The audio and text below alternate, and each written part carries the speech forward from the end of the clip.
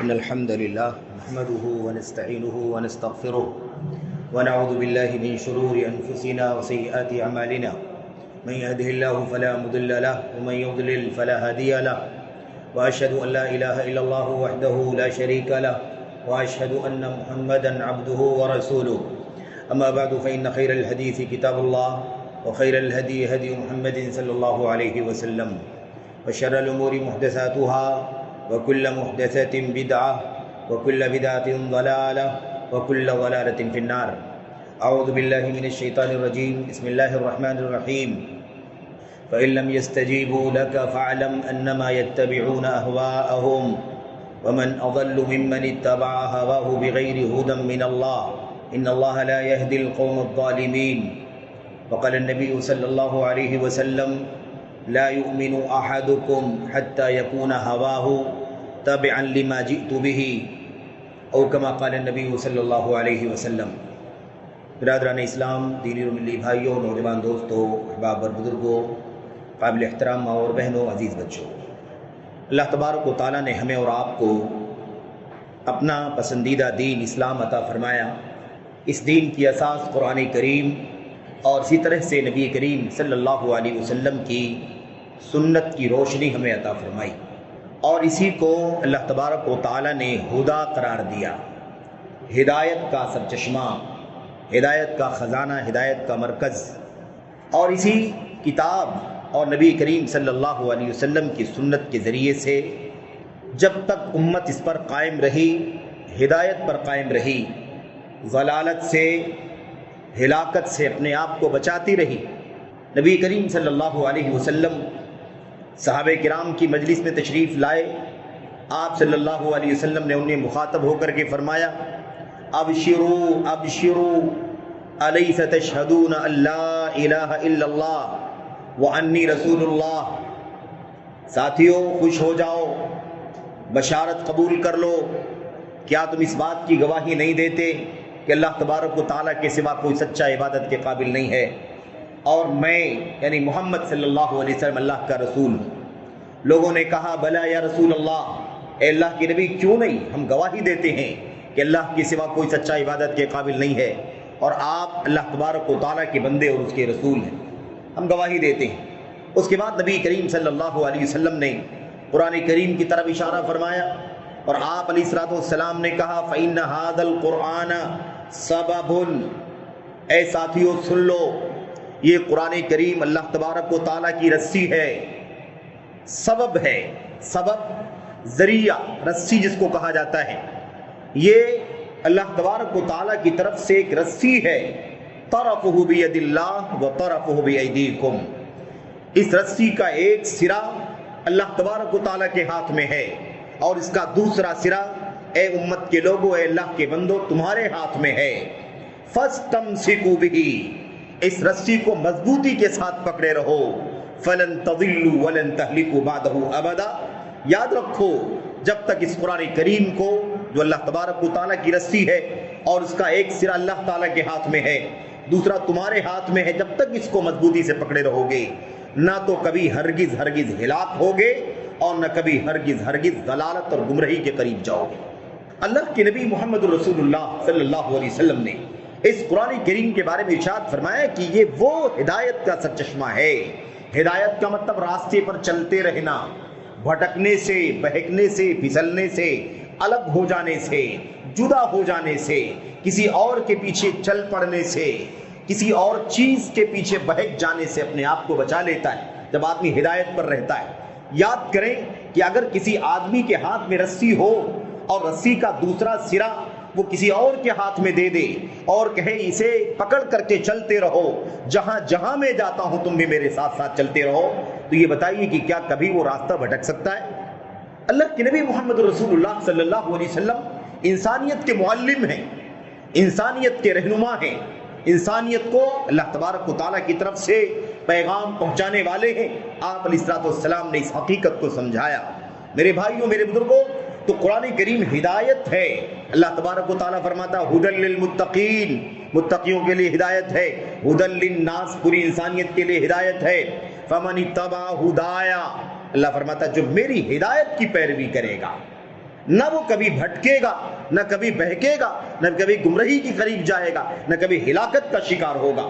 قرآن کریم کو اللہ تبارک و تعالیٰ نے ہدایت فرمایا، اور یہی نبی کریم صلی اللہ علیہ وسلم کی سنت، آپ کی سیرت، آپ کا قول، آپ کا فعل، آپ کا عمل، آپ کی تقریریں، یعنی آپ نے جو کچھ دیکھا اور کرنے دیا، منع نہیں کیا، ڈانٹا نہیں، تنبیہ نہیں کیا، بلکہ آپ نے چلنے دیا، آپ کے فیصلے، آپ کے فتاوے، یہ سب بھی کیا ہیں؟ ہدایت ہیں۔ یہ بھی ہدایت ہے جس کو ہدا کہا گیا۔ اللہ کے نبی محمد رسول اللہ صلی اللہ علیہ وسلم ہمیشہ جب خطبۃ الحاجہ پڑھا کرتے تھے، جب بھی مخاطب کرنے کے لیے، اپنے ساتھیوں کو کوئی بات بتلانے کے لیے، کوئی بھی موقع، جب بھی آپ کبھی اکٹھا ہوتے، کوئی پیغام دینا ہوتا، کچھ بتانا ہوتا، نکاح پڑھانا ہوتا، یا کوئی بھی کام کرنا ہوتا، تو آپ صلی اللہ علیہ وسلم اللہ تعالیٰ کی حمد و ثنا فرماتے، اپنے اوپر درود بھیجتے، اور اس کے بعد اللہ تبارک و تعالیٰ کے حکم سے جو بھی آپ کو کہنا ہوتا آپ کہتے۔ جب آپ خطبۃ الحاجہ پڑھتے، آپ صلی اللہ علیہ وسلم کہا کرتے فَإِنَّ خَيْرَ الْكَلَامِ كَلَامُ اللَّهِ یا خَيْرَ الْكِتَابِ كِتَابُ اللَّهِ وَخَيْرَ الْهَدِيِ هَدْيُ مُحَمَّدٍ صلی اللہ علیہ وسلم۔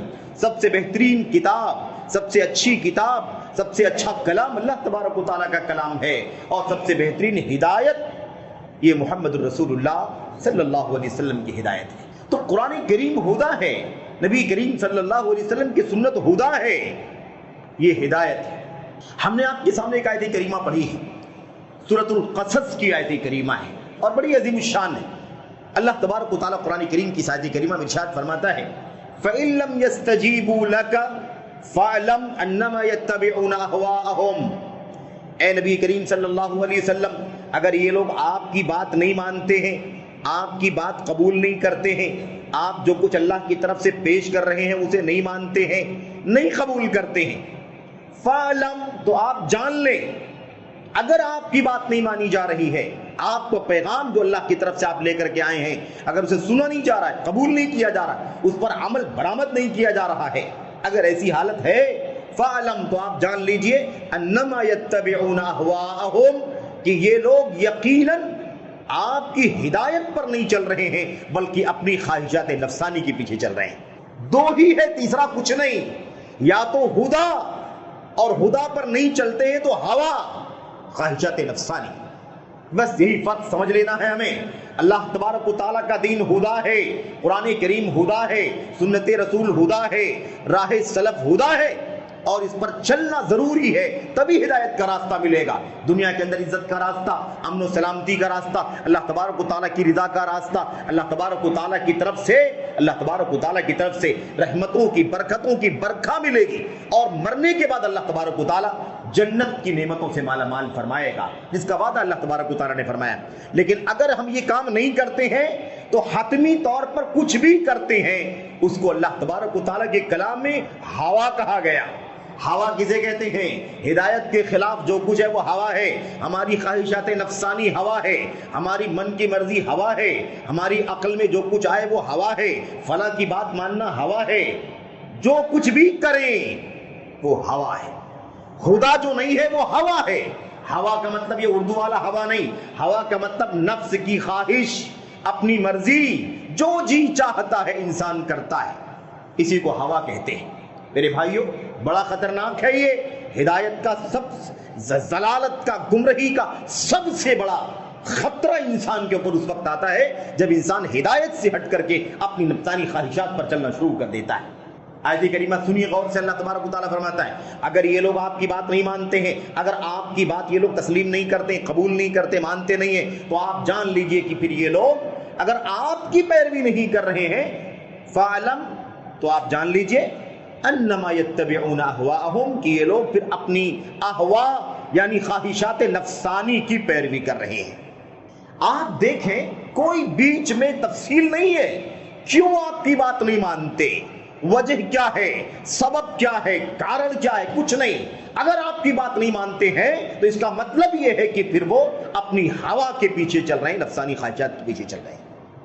اللہ تبارک و تعالیٰ فرماتا ہے وَمَنْ أَضَلُّ مِمَّنِ اتَّبَعَ هَوَاهُ بِغَيْرِ هُدًى مِّنَ اللَّهِ۔ یہاں دونوں چیزیں اکٹھا آپ دیکھ لیں۔ اللہ تبارک و تعالیٰ فرماتا ہے اس سے بڑا گمراہ کوئی نہیں ہو سکتا، اس سے بڑا گمراہ کوئی ہو ہی نہیں سکتا جو کیا کرے، جو اپنی ہوا کے پیچھے چلے، اپنی مرضی کے پیچھے، اپنی خواہشات نفسانی کے پیچھے چلے، بغیر ہدی من اللہ، اللہ تبارک و تعالیٰ کی طرف سے ہدایت کے بغیر، اگر ہدایت کے ساتھ ساتھ اس کی خواہشات ہیں، اس کی خواہش ہدایت کے نیچے، اس کی چاہت ہدایت کے نیچے، اس کی مرضی، اس کی بھاونائیں، اس کی تمنائیں سب ہدایت کے پیچھے پیچھے اگر رہیں گے تب تو وہ ہدایت کے راستے پر چلیں گے۔ لیکن اگر اللہ کی طرف سے ہدایت جو آ رہی ہے قرآن کی شکل میں، سنت کی شکل میں، اس سے آزاد ہو کر کے اگر اپنی خواہشات نفسانی کے پیچھے چل رہے ہیں تو آپ جان لیجئے کہ ان سے بڑا گمراہ کوئی نہیں ہے۔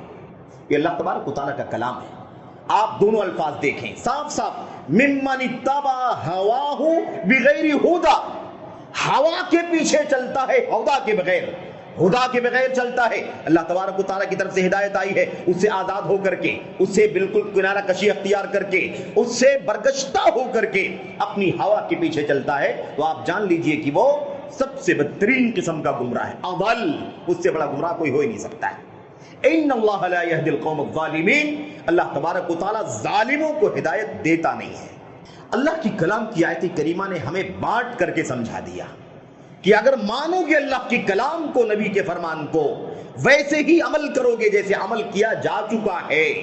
سب سے پہلا بیچ، سب سے پہلا طبقہ جس نے قرآن کریم کو اترتے ہوئے اپنی آنکھوں سے دیکھا، نبی کریم صلی اللہ علیہ وسلم کے سامنے بیٹھ کر کے آپ کی وحی کے منظر کو دیکھا، وحی کے حالات کو دیکھا، وحی کی کیفیت کا مشاہدہ اپنی آنکھوں سے کیا، اور تازہ بتازہ، بالکل تازہ اللہ کے نبی محمد رسول اللہ صلی اللہ علیہ وسلم کی زبان سے قرآن کریم کی آیتوں کو سمجھا، سنا، سمجھا، اس کے مطابق عمل کیا۔ نبی کریم صلی اللہ علیہ وسلم کے آئیڈیل کو دیکھا، آپ قرآن کریم کو کیسے فالو کر رہے ہیں، کیسے معنی بتلا رہے ہیں، کیسے عمل کر رہے ہیں، اس کو خود دیکھا، سنا، عمل کیا، اور اس کے بعد اسے پوری امانت داری کے ساتھ آگے کے طبقے تک پہنچایا، تابعین تک پہنچایا۔ انہوں نے اپنے بعد والوں کو آج اللہ کے فضل و کرم سے وہ دین ہمارے سامنے موجود ہے، اور یہ قیامت تک جائے گا۔ ساری مخالفتیں کچھ کام نہیں کر سکیں گی۔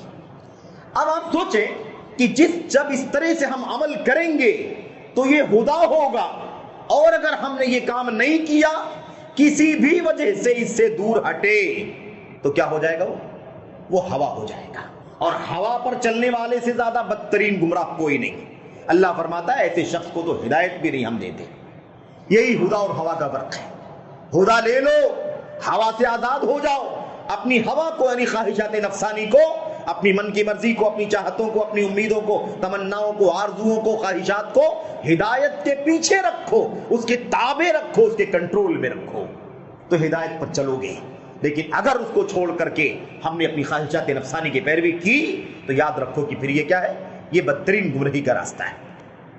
اللہ کے نبی محمد رسول اللہ صلی اللہ علیہ وسلم کی مشہور حدیث، بہت ساری باتیں ہیں، موضوع بہت، یہ ساری موضوعات ایسے ہیں جس میں دنیا بھر کی دلیلیں، لیکن چونکہ خطبہ جمعہ ہے، مختصر وقت ہوتا ہے، اس لیے 2-4 باتیں ہم سمجھ لیں بس۔ اللہ تبارک و تعالیٰ ہمیں توفیق عطا فرمائے، آمین رب العالمین۔ اللہ کے نبی صلی اللہ علیہ وسلم نے فرمایا، لا یؤمن احدکم حتی یکون ہواہ تبعا لما جئت بہ۔ اللہ کے نبی نے فرمایا تم میں سے کوئی بھی آدمی اس وقت تک ایمان والا نہیں ہو سکتا جب تک کہ اس کی خواہشات، اس کی ہوا، اس کی من کی مرضی، اس کی چاہتیں سب کچھ میری لائی ہوئی شریعت کے تابع نہ ہو جائیں۔ میرے بھائیو، اللہ کے نبی محمد رسول اللہ صلی اللہ علیہ وسلم نے اس مسئلے کو اتنا سمجھایا، ایسے سمجھایا کہ اس سے اچھا سمجھایا نہیں جا سکتا۔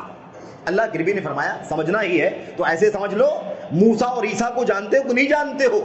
موسیٰ علیہ السلام اللہ تبارک و تعالیٰ کے کلیم، جن کو اللہ تبارک و تعالیٰ نے شرف ہم کلامی سے نوازا، ہم کلامی کا مقام عطا فرمایا۔ حضرت موسیٰ کلیم اللہ علیہ السلام، حضرت عیسیٰ علیہ السلام میرے بھائیو مسیح۔ لیکن آپ دیکھیں اللہ کے نبی فرماتے ہیں صلی اللہ علیہ وسلم حضرت موسیٰ کے بارے میں، اگر موسیٰ زندہ ہوتے، لو کان موسیٰ حیا لما وسعہ الا اتباعی، اگر موسیٰ بالفرض زندہ ہوتے تو انہیں بھی میری پیروی کرنے کے بغیر کوئی چارہ نہیں ہوتا۔ یعنی موسیٰ بھی اگر میری آمد کے بعد دنیا میں اگر رہے تو ان کو بھی ہوا پر نہیں بلکہ ہدا پر چلنا ہوگا۔ اگر وہ اس پر نہیں چلیں گے تو ہوا پر چلنے والے مانے جائیں گے۔ اس لیے یہ مسئلہ اتنا ہے، اگر نبی کی مثال دے کر کے اللہ کے نبی سمجھاتے ہیں کہ موسیٰ علیہ السلام جیسا پیغمبر بھی اگر ہو دنیا کے اندر تو میرے آنے کے بعد، قرآن کو اترنے کے بعد اسی ہدایت پر اس کو عمل کرنا ضروری ہے۔ عیسیٰ علیہ السلام کے بارے میں اللہ کے نبی نے فرمایا قرب قیامت، جب قیامت کی بڑی نشانیوں میں سے 10 بڑی نشانیوں میں سے ایک نشانی بن کر کے آئیں گے، نبی کریم صلی اللہ علیہ وسلم کے امت کے فرد کی حیثیت سے آئیں گے، امت کے فرد کی حیثیت سے آئیں گے، امتی کی حیثیت سے آئیں گے۔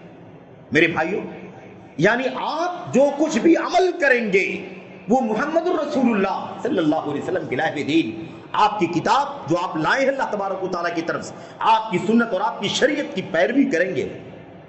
جو بھی حکم، جو بھی فیصلہ، جو بھی قضیہ، جو بھی حکم چلے گا وہ محمد الرسول اللہ صلی اللہ علیہ وسلم کی سنت و شریعت کے مطابق چلے گا۔ یہ ہے ہدا، اور اس کے خلاف اگر ہم نے کیا تو وہ کیا ہے؟ ہوا۔ اور ہوا کو سمجھ لیں کہ بالکل عام بات ہے، ہدایت کے سوا کچھ نہیں ہے ہوا کے علاوہ۔ اگر ہدایت ہے تو ٹھیک ہے، اور ہدایت نہیں ہے تو ہوا ہے۔ اب آپ سوچیں گے کیا ہے اس کے اندر؟ جتنی ضلالتیں، جتنی گمراہیاں، جتنی ہلاکتیں، جتنے فرقے، جتنی ٹولیاں، جتنی رائیں، جتنے نظریات، جتنے سیکٹ جتنے بھی بنے ہیں دنیا کے اندر، اور جتنے بنیں گے قیامت تک، یہ سب کے سب ہوا کے قبیل سے، سب کے سب کیا ہیں؟ ہوا کے قبیل سے۔ دین وہ ہے، ہدایت وہ ہے جو اللہ تبارک و تعالیٰ نے اتار دیا ہے۔ دین پیدا نہیں ہوگا دنیا کے اندر، ہدایت پیدا نہیں ہوگی دنیا کے اندر زمین سے، ہدایت اتری ہے اللہ تبارک و تعالیٰ کی طرف سے، اللہ نے اتارا ہے، اسے اتارا ہے۔ اس لیے اللہ تعالیٰ نے فرمایا کہ جو میری طرف سے اتاری ہوئی ہدایت کی پیروی کرے گا اسے اللہ تبارک و تعالیٰ کامیابی سے ہمکنار فرمائے گا۔ میرے بھائیو، اب ہوا کیا کیا ہے؟ ہوا کیا کیا ہے؟ ہدایت کے سوا سب ہوا ہے۔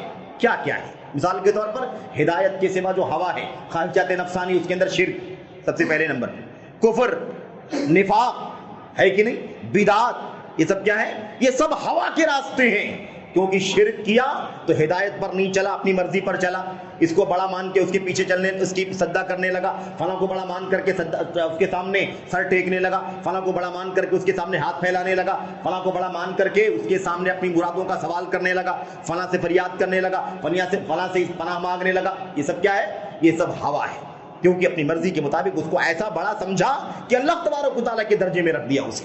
یہ ہوا ہے۔ اللہ تبارک و تعالیٰ کے پر ایمان رکھنا ایمان، انکار کرنا کفر ہے۔ اگر کفر کیا تو ہدایت پر نہیں چلا بلکہ وہ ہوا پر چلا، اس لیے کفر بھی کیا ہے؟ ہوا ہے، ہدایت نہیں ہے۔ بدعت، نبی کریم صلی اللہ علیہ وسلم نے اللہ تبارک و تعالیٰ کی طرف سے پورا دین امانت داری کے ساتھ پہنچا دیا، اس میں کوئی کمی کوتاہی نہیں چھوڑی، بڑھا کر کے کمپلیٹ کرنے کی گنجائش نہیں چھوڑی۔ الیوم اکملت لکم دینکم، دین مکمل ہو چکا ہے۔ فماذا بعد الحق الا الضلال وما بقي بعد الكمال الا النقص، ابو بکر صدیق رضی اللہ تعالیٰ عنہ نے کہا تھا جب دین کمپلیٹ ہو چکا ہے تو کمپلیٹ کے بعد اب آگے نہیں جا سکتا ہے، اس کے اندر نقص ہو سکتا ہے۔ تو نہ تو بڑھانے کی گنجائش ہے اور نہ اس میں کوئی کمی کرنے کی گنجائش ہے، اس کے اندر بڑھانے کی کوشش کرنا بھی کمی کرنا ہے۔ میرے بھائیوں، اللہ تبارک و تعالیٰ نے ایسے ہی ہوا کے اندر اور کیا ہے میں آپ کو بتاؤں، اتنے فرقے دنیا کے اندر پیدا ہوئے، یہ سارے فرقے کیوں پیدا ہوئے؟ اسی لیے کہ وہ ہوا پر چلتے ہیں، ہوا پر چلنے کی وجہ سارے فرقے پیدا ہوئے۔ خوارج کا فرقہ پیدا ہوا ہوا کی بنیاد پر، خواہشات نفسانی کی بنیاد پر، جن لوگوں نے حضرت علی کے خلاف بغاوت کیا ہوا کی بنیاد پر، جن لوگوں نے مسلم حکمرانوں کے خلاف بغاوت کا جھنڈا اٹھایا اپنی ہوا خواہشات نفسانی کے مطابق۔ ہدایت قرآن کی، ہدایت سنت رسول صلی اللہ علیہ وسلم کی کسی کو اجازت نہیں دیتی بغاوت کرنے کے سلسلے میں۔ حضرت علی بن ابی طالب سے بغاوت کر لیا، 6000 لوگوں نے بغاوت کیا، تفصیلی واقعہ ہے، اس میں جانے کا موقع نہیں ہے۔ 6000 لوگوں نے بغاوت کیا، خارجی بن گئے۔ معاملہ کیا تھا؟ معاملہ یہ تھا وہ جو ہدایت اتری ہے قرآن کریم کی، ہدا، اس ہدا کو ویسے نہیں سمجھا جیسے سمجھنا چاہیے تھا، ان لوگوں سے نہیں سمجھا جن لوگوں نے سب سے پہلے قرآن کریم کی آیتوں کو سنا، دیکھا، پڑھا، سمجھا، عمل کیا، اسی لیے خارجی بن گئے۔ حضرت ابن عباس رضی اللہ تعالیٰ عنہ علی بن ابی طالب کے پاس آئے، امیر المومنین کے پاس، کہا اللہ کے نبی، اے امیر المومنین، میں چاہتا ہوں کہ ان خارجیوں کے پاس میں جاؤں اور جا کر کے ان سے پوچھوں ذرا میں کہ ان لوگوں نے بغاوت کیوں کی ہے، آپ کے ساتھ رہنے والے بغاوت کیوں کر لیا؟ ذرا ان کے کنفیوژن کیا، شبہات کیا ہیں؟ کیا ہوا؟ انہوں نے کہا کہ نہیں مت جائیے، مجھے ڈر لگتی ہے کہیں آپ کے خلاف کوئی غلط قدم نہ اٹھا لیں، آپ کو تکلیف نہ پہنچا دیں۔ انہوں نے کہا نہیں کچھ نہیں ہوگا انشاءاللہ تبارک و تعالیٰ، آپ مجھے جانے دیں۔ ابن عباس رضی اللہ تعالیٰ عنہ گئے، دوپہر کا وقت تھا، ظہر کی نماز کے بعد کا وقت، ظہر کی نماز پڑھی، اس کے بعد تشریف لے گئے جا کر کے ان سے پوچھا بھائی ایسا ہے کہ میں اللہ کے نبی صلی اللہ علیہ وسلم کا جزاداد بھائی ہوں، علی بن ابی طالب امیر المومنین ہیں، اللہ کے نبی کے صحابی ہیں، مہاجر ہیں، میں ان کے پاس سے آ رہا ہوں، خلیفہ وقت ہے نبی کریم صلی اللہ علیہ وسلم کے، چوتھے خلیفہ، میں ان کے پاس سے آ رہا ہوں، اور بڑی تعداد صحابہ کرام کی ہے، مہاجرین کی، انصار کی، میں ان کے پاس سے آ رہا ہوں۔ آپ لوگ اتنے لوگ 6000 لوگ بیٹھے ہیں، ان میں سے کوئی ایک بھی صحابی نہیں ہے، نہ کوئی انصاری ہے، نہ کوئی مہاجر ہے، نہ کوئی اور کسی درجے کا ہے، یہ سب کے سب صحابہ کے بعد کے لوگ ہو آپ لوگ۔ یہ بتاؤ کہ حضرت علی بن ابی طالب سے بغاوت کا جھنڈا تم نے جو اٹھایا اور یہ الگ ٹینٹ لگا کر کے 6000 لوگ الگ ہو گئے ہو، کیوں ہوئے؟ وجہ کیا ہے؟ وجہ بتاؤ۔ کہا ٹھیک ہے وجہ بتاتے ہیں، 3 وجوہات بتلائی، کہا اور کچھ ہے، کہا بہت ساری وجوہات ہیں لیکن 3 بڑی بڑی وجہ ہیں۔ اور 3 وجہ کیا تھی معلوم آپ کو؟ وہ قرآن کریم کی 3 آیتیں تھیں، 3 آیتیں یا 3 باتیں تھیں جن کو غلط سمجھا تھا قرآن کریم کے ذریعے سے، ویسے نہیں سمجھا تھا جیسے سمجھنا چاہیے تھا۔ ابن عباس نے فرمایا بتاؤ پہلی بات کیا ہے؟ پہلی بات بتائی، اس کا جواب دیا قرآن کریم سے، کہا ختم ہو گیا، شبہ ختم ہو گیا، ڈاؤٹ کلیئر ہو گیا، کہاں کلیئر ہو گیا؟ کہا دوسرا مسئلہ بتاؤں؟ دوسرا مسئلہ بتایا قرآن کریم دلیل دے کر کے، اس کا موقع نہیں ہے، سمجھایا، کہا مسئلہ حل ہو گیا، کہا بالکل سمجھ میں آ گیا۔ تیسری بات جواب دیا اس کا قرآن کریم سے، تینوں مسائل کا جواب دے دیا، کہا اب بتائیے کوئی شبہ تمہارے پاس باقی بچتا ہے؟ کہا نہیں کوئی شبہ باقی نہیں بچتا ہے۔ الحمدللہ 6000 لوگوں میں سے 2000 خارجیوں نے توبہ کر لیا اور فوراً اٹھ کر کے وہاں سے آئے اور علی بن ابی طالب کے ہاتھ پر رکھ کر کے بیعت کر لیا اور بغاوت کا جھنڈا توڑ دیا۔ لیکن 4000 لوگ اپنی ہوا پر چلتے رہے اور بغاوت کا جھنڈا اٹھائے رہے، اور پھر ان کا حشر وہ ہوا جو بعد میں ہونا چاہیے تھا۔ آپ دیکھیں کیوں کیا تھا یہ؟ خدا پر نہیں چل رہے تھے، ہوا پر چل رہے تھے، آیت کو منزی کے مطابق سمجھا، دلیلوں کو اپنی مرضی کے مطابق ڈھال لیا، خواہشات کے مطابق، اور بغاوت کا جھنڈا لے کر کے کھڑے ہو گئے۔ رافضی شیعہ یہی مسئلہ ہے ان کے ساتھ میں، بالکل اندھیر نگری۔ شیعوں کو دیکھو، رافضیوں کو، اللہ کے نبی صلی اللہ علیہ وسلم، آپ کی داماد حضرت علی، آپ کی چہیتی لاڈلی بیٹی حضرت فاطمہ، اور آپ کے نواسے حسنین رضی اللہ تعالیٰ عنہ اجمعین، ان 5 کے سوا وہ کسی کو نہیں مانتے۔ 2-3 صحابہ کو چھوڑ کر کے بقیہ سارے صحابہ کو کافر کہتے ہیں۔ کیوں ایسا کرتے؟ ہوا کے پیچھے چلتے ہیں۔ خدا نہیں ہے یہ، قرآن نہیں، سنت نہیں، صحابہ کا سمجھ اور ان کا فہم نہیں، اس لیے یہ معاملہ پیش آ گیا۔ آج دنیا کے اندر کتنی عقل پرستی چلتی ہے، عقل پرستی بھی ہوا ہے۔ قرآن پر نہ چلے، سنت پر نہ چلے، صحابہ کے طریقے پر نہ چلے جو ہدا ہے، اگر آدمی ان سے ہٹ کر کے یا ان کے معنی کو سمجھنے کے لیے اپنی عقل کو حاکم بنا دے کہ جو میری سمجھ میں آئے گا اسی کو فالو کروں گا، جو سمجھ میں نہیں آئے گا اسی کو نہیں مانوں گا، تو وہ بھی ہدا پر نہیں چلے گا بلکہ عقل کے پیچھے چلنے کی وجہ سے ہوا پر چلے گا۔ یہ عقل پرستی بھی کیا ہے؟ عقل پرستی بھی ہوا پرستی ہے، اور یہ تو بہت لمبا میدان ہے میرے بھائیوں، بہت لمبی داستان ہے عقل پرستی کی، عقل پرستی کی لمبی داستان ہے۔ قرآن کریم کی آیتوں کے ساتھ کھلواڑ، سنت رسول صلی اللہ علیہ وسلم کے ساتھ کھلواڑ، اللہ کی کلام کی آیتوں کی تعویل، اپنی عقل کے مطابق اس کی تفسیر، کہاں سے آئی ہے؟ ہوا کے ذریعے سے آئی۔ خدا چھوڑ دیا، ہوا کے ذریعے سے کام آ گیا، مسئلہ پیدا ہو گیا۔ ایسے ہی کیا ہوا میرے بھائیوں؟ صحیح بخاری کی روایتیں، مسلم کی روایتیں، دیگر کتب سنت کی روایتیں جو صحیح ہیں، ایسی روایتوں کا انکار کر دینا یا اس کی تعویل کر کے اس کا غلط معنی نکالنا کیوں پیدا ہوا؟ اس لیے کہ ہوا پر چلتے ہیں لوگ، خواہشات نفسانی کی غلامی کرتے ہیں۔ اگر خدا پر چلتے تو ایسا نہیں کرتے، سمجھ رہے ہیں؟ اور مثال اگر دوں تو بہت لمبی ہو جائے گی، لیکن 1-2 مثال دے دینا، اشارہ کر دینا کافی ہے۔ میرے بھائیوں، قرآن کریم کی آیتوں کی تعویل، اللہ کے نبی محمد رسول اللہ صلی اللہ علیہ وسلم کی صحیح حدیثوں کی تعویل، انکار، بخاری کی ہے تو کیا ہوا، مسلم کی ہے تو کیا ہوا، ہماری عقل میں نہیں آتی، ہماری سمجھ میں نہیں آتی، اس لیے ہم نہیں مانتے اس کو۔ یہ کہاں سے آیا؟ ہوا، نفسانی خواہشات۔ تو جو بھی ماننے کے علاوہ جتنا کام ہے، جتنا راستہ، وہ سب کیا ہے؟ وہ سب ہوا ہے۔ قرآن کریم میں اللہ تبارک و تعالیٰ فرماتا ہے اللہ تبارک و تعالیٰ عرش پر مستوی ہے.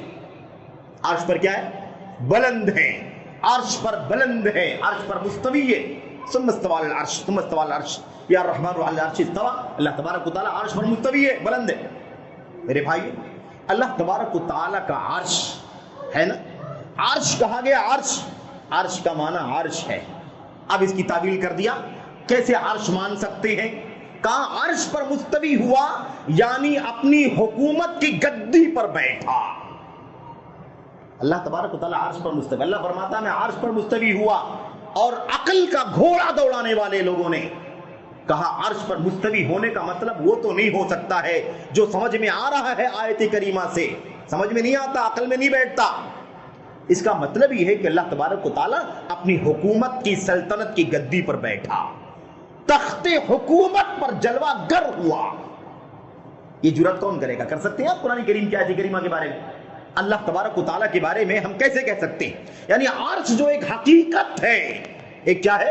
ایک حقیقت ہے, ایک عظیم مخلوق ہے, اس کا انکار تخت حکومت یعنی حاکم ہو جانا, بادشاہ بن جانا اور سلطنت کو اپنے کنٹرول میں لے لینا. اچھا اللہ کے نبی کی حدیث کے اندر آیا ہوا ہے وَكَانَ عَرْشُهُ عَلَى الْمَاءِ, اللہ کا عرش پانی پر تھا.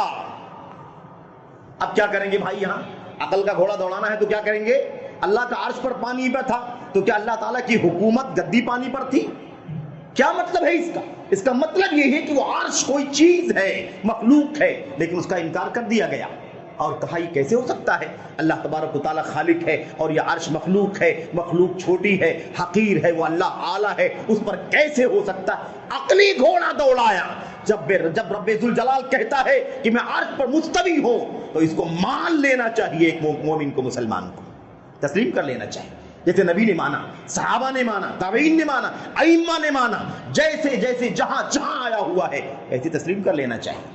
عقل کا گھوڑا دوڑایا تو کہا اس کا مطلب تخت حکومت ہے, اس کا مطلب بادشاہت ہے, اس کا مطلب سلطنت ہے. جیسے دنیا کے حقیر بادشاہوں کے بارے میں کہا جاتا ہے کہ اب وہ آج اپنی تختی پر تخت نشین ہوا, گویا کہ آج سے وہ بھی حکومت کا کنٹرول اپنی ہاتھ میں لے لیا. کیوں بھائی؟ اس سے پہلے حکومت کا کنٹرول کس کے ہاتھ میں تھا؟ عجیب و غریب فلسفے. اللہ کے نبی اللہ تبارک و تعالیٰ نے قرآن کریم کے اندر معجزات بیان فرمائے. حضرت موسیٰ علیہ السلام کے معجزات بڑے سارے بیان کیے گئے. ان معجزات کے بارے میں قلم چلانا, اللہ تبارک و تعالیٰ کے اسماء و صفات, قرآن کریم کی پہلی سورت سورہ فاتحہ کے بعد والی سورہ بقرہ میرے بھائیو, بلکہ سورہ فاتحہ کے اندر بھی الرحمن الرحیم, الحمدللہ رب العالمین, الرحمن الرحیم کی تفسیر اٹھا کر کے دیکھنا. تفہیم القرآن مولانا مودودی صاحب کی اس کو بطور مثال پیش کرتا ہوں, ورنہ آپ اگر دیکھنا چاہیں اس طرح کی بہت ساری مثالیں تو آپ سر سید احمد خان کی اس کی کتاب بھی دیکھ سکتے ہیں. ان کی جو تفسیر کی کتاب ہے اس کتاب کو بھی مطالعہ کر سکتے ہیں. پورا قرآن کریم کی تفسیر کو اپنی عقل کے مطابق ڈھالنے کی کوشش کیا ہے. الرحمن الرحیم میں الرحیم کے معنی کو ختم کر دیا, گویا اس کا کوئی معنی ہی نہیں. رحمان رحیم دونوں ایک ہی سورس ہے, ایک ہی روٹ ہے اس کا, رحمت, مہربانی, شفقت, نرمی. لیکن رحمان کا معنی اور رحیم کا معنی الگ ہے قرآن کریم کے اندر. دونوں الگ الگ عظیم معنی پر دلالت کرتے ہیں, لیکن رحیم کا معنی غائب کر دیا اور مثال دے کر کے بتلا دیا. دنیا والوں کی طرح, مخلوق کی طرح مثال دے کر کے سمجھا دیا. کار رحمان رحیم کی مثال ایسے ہی ہے جیسے کوئی آدمی کسی کے گورا پن کی تعریف کرے, گورا بتائے کہ فلاں آدمی گورا ہے, تو گورا کہہ کر کے اس کو اطمینان نہ ہو تو گورا کے ساتھ چٹا ملا دے, گورا چٹا آدمی. ایک آدمی لمبا ہے, اگر آپ کو بتانا ہے کہ فلاں آدمی لمبا ہے, اگر آپ کو زیادہ بتانا ہے کہ زیادہ لمبا ہے تو آپ کہیں گے لمبا تڑنگا ہے. تو کہتے ہیں بس ایسے ہی حیثیت ہے الرحمن الرحیم کی. سمجھا آپ نے کہ نہیں سمجھا؟ یہ عقلی گھوڑے کیا ہے؟ ہوائے نفس ہے.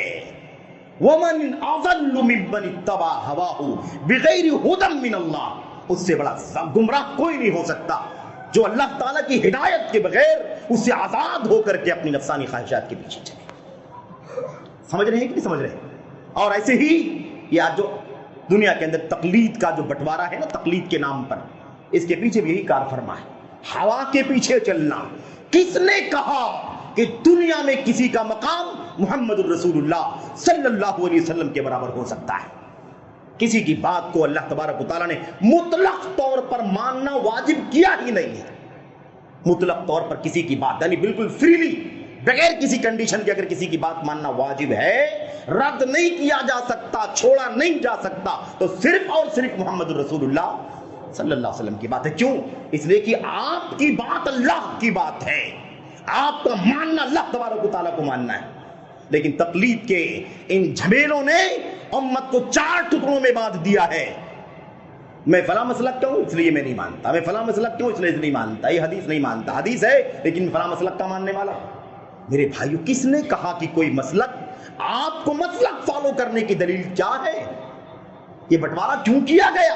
ساری امت متفق ہے کہ مطلق اتباع کے قابل محمد رسول اللہ صلی اللہ علیہ وسلم ہے۔ کیوں؟ وَمَن يُطِعِ الرَّسُولَ فَقَدْ أَطَاعَ اللَّهَ، جو رسول کی اطاعت کرے گا، ان کا کہا مانے گا، وہ حقیقت میں اللہ تبارک و تعالیٰ کی اطاعت کرنے والا ہے۔ وَمَا يَنطِقُ عَنِ الْهَوَىٰ إِنْ هُوَ إِلَّا وَحْيٌ يُوحَىٰ، وہ اپنی زبان سے کچھ نہیں کہتا، جو بھی کہتا ہے وہ اپنے من سے کچھ بھی نہیں کہتا، اس کی زبان چلتی ہے، جو بھی کہتا ہے وہ اللہ تبارک و تعالیٰ کی طرف سے پیغام ہوتا ہے، اسے اپنی زبان سے بیان کر دیتا ہے۔ میرے بھائی، لیکن تقلید نے بٹوارا کر دیا، لوگ سنتوں کو چھوڑ دیتے اتنی آسانی کے ساتھ کہ فلاں مسلک پر ہوں میں، فلاں مسلک۔ کس نے کہا کہ آنکھ بند کر کے کسی امتی کی بات کو آپ کو ماننا ضروری ہے؟ میرے بھائی، کیا ہے یہ سب ہوا ہے، اور یہ تو بس بہت مختصر سی بات ہے، لمبا موضوع ہے یہ۔ جتنی گمراہیاں دنیا میں ہیں سب یہ ہوا کے اندر شامل ہیں، اور ہم خدا کے پابند ہیں، ہمیں خدا پر چلنا ہے۔ دعا ہے اللہ تبارک و تعالیٰ ہمیں خدا پر چلنے کی توفیق عطا فرمائے۔ اہدنا الصراط المستقیم، اہدنا، ہدایت دے، خدا پر چلا، قرآن پر چلا، سنت پر چلا۔ نبی نے جیسے دین دنیا امت کو پہنچایا، امت کے پہلے بیچ نے جیسے قرآن کریم کو سنت کو سمجھا، اللہ تعالیٰ اسی راہ پر چل کر کے دین کو سمجھنے کی توفیق عطا فرمائے۔ آمین رب العالمین۔ میرے بھائیو، اللہ سے دعا کریں کہ اللہ تبارک و تعالیٰ ہمیں اور آپ کو سبوں کو اس نقطے کو سمجھنے کی توفیق عطا فرمائے۔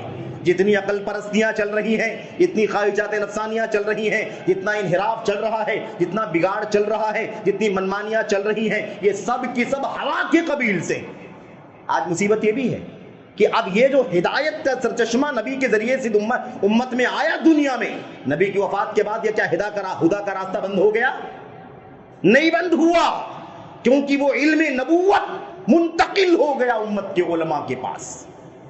العلماء ورثۃ الانبیاء، علماء انبیاء کے وارث ہیں، جو سچے دین کے علم رکھنے والے لوگ ہیں وہ نبیوں کے وارث۔ آج امت کو یہ بھی ہوا کے پیچھے لگایا جا رہا ہے۔ جوہلا میدان میں آ رہے ہیں، جوہلا، ان کا میدان نہیں ہے علم کا، قرآن کا علم نہیں، سنت کا علم نہیں، شریعت کا علم نہیں، فقہ کا علم نہیں، اصول کا علم نہیں، عربی زبان کا علم نہیں، موٹی باتوں کا علم نہیں، عقیدے کی اساس کا علم نہیں، لیکن مائک ہے، میڈیا ہے، پاور ہے، طاقت ہے، پیسے ہیں، سارے اسباب موجود ہیں، تو ہم کسی سے پیچھے کیوں رہیں؟ ہر آدمی، سب کے جس کو دیکھو وہ اسی کتاب و سنت اور دین کے نام پر ہر آدمی گھس بیٹھ کرنے کے لیے آگے بڑھ رہا ہے۔ اور افسوس ہے ہم اپنے بھائیوں پر کہ یہ سمجھتے نہیں کہ علم علماء سے حاصل کرو۔ علم کے لیے علماء سورس ہیں، جو علماء نہیں ہیں انہیں علماء مت بناؤ، وہ گمراہی کا راستہ کھولیں گے، کیونکہ بصیرت پر نہیں ہے۔ علی بصیرۃ انا ومن اتبعنی، مجھے بھی اللہ تبارک و تعالیٰ نے اس بات کا حکم دیا ہے کہ میں بصیرت کے ساتھ اللہ کے دین کو اللہ کے بندوں تک پہنچاؤں، اور میرے پیروکاروں کو، امتیوں کو بھی اسی بات کا حکم ہے کہ اللہ تبارک و تعالیٰ کا دین بصیرت کے ساتھ، علم کے ساتھ اللہ کے بندوں تک پہنچائیں۔ اس لیے اللہ واسطے ذرا یہ بھی، اس میں بھی تبدیلی پیدا کریں، ذرا ہوش میں آئیں، ہوش میں آئیں۔ دنیا کا کوئی بھی کام ہم اس کے ایکسپرٹ کے علاوہ کسی اور سے کرانے کے لیے تیار نہیں ہوتے، لیکن دین کو اتنا حقیق سمجھا ہوا ہے، ہر ایرے گہرے رتھو پھیرے کے زبان سے، اس کے مائک سے، اس کے اسٹیج سے، اس کے بینر سے، اس کے چینل سے سننے کے لیے آپ تیار ہو جاتے ہیں۔ اس کو بلا لیا، اس کو بلا لیا، اس کو بلا لیا، نہیں پتہ لگاتے کہ آپ اس کا علم کتنا ہے، اس کا منہج کیا ہے، اس کا استاذ کون ہے، اس کی بنیاد کس چیز پر ہے، وہ کس فکر کا ہے، اس منہج کا نہیں دیکھتے آپ۔ یہ سب ہوا ہے، ہوا، خواہشات نفسانی، اور انجام ضلالت۔ اللہ سے دعا کرتے ہیں کہ اللہ تبارک و تعالیٰ ہمیں اور آپ کو ہدایت کی راہ پر چلنے کی توفیق عطا فرمائے، ضلالت سے، ہلاکت سے اللہ تبارک و تعالیٰ بچنے کی توفیق عطا فرمائے۔ آمین رب العالمین۔ صلی اللہ وسلم وبارک علی نبینا محمد وعلی آلہ وصحبہ اجمعین۔ السلام علیکم ورحمۃ اللہ۔ الحمد لله نحمده ونستعينه ونستغفره اللهم صل على محمد وعلى ال محمد كما صليت على ابراهيم وعلى ال ابراهيم انك حميد مجيد اللهم بارك على محمد وعلى ال محمد كما باركت على ابراهيم وعلى ال ابراهيم انك حميد مجيد سبحان ربك رب العزة عما يصفون والسلام على المرسلين والحمد لله رب العالمين.